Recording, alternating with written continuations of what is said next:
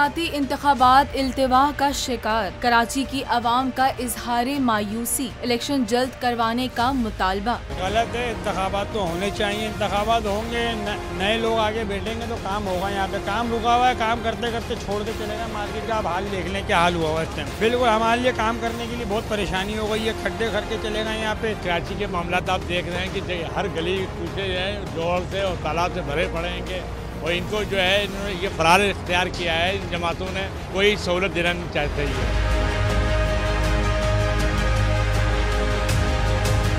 कराची और हैदराबाद के बल्दियाती इंतखाबात खराब मौसम के बायस मुलतवी, शहर कायद की आवाम हो गई मायूस। बोली तहरीक इंसाफ की जीत यकीनी थी, इसलिए इंतखाबात मुलतवी कर दिए गए। बल्दियाती इंतखाबात के मुलतवी होने से कराची के लोग काफी मायूस दिखाई दिए। आवाम का कहना था बल्दियाती नुमाइंदों की अदम मौजूदगी की वजह से शहर कायद गंदगी का ढेर बन चुका है। आइए जानते हैं इस बारे में कराची के लोगों का मजीद क्या कहना है।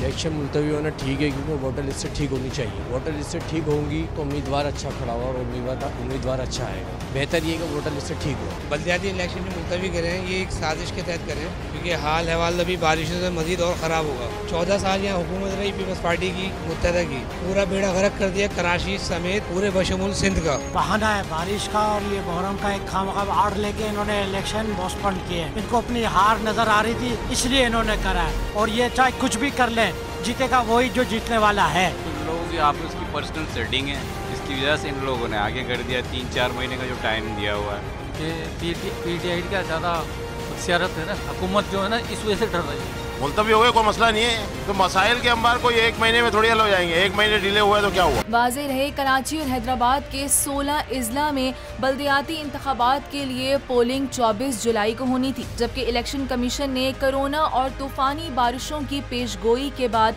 इंतखाब मुलतवी कर दिए थे। सिंध में बल्दियाती इंतखाबात के दूसरे मरहले का इनेकाद अब 28 अगस्त को होगा।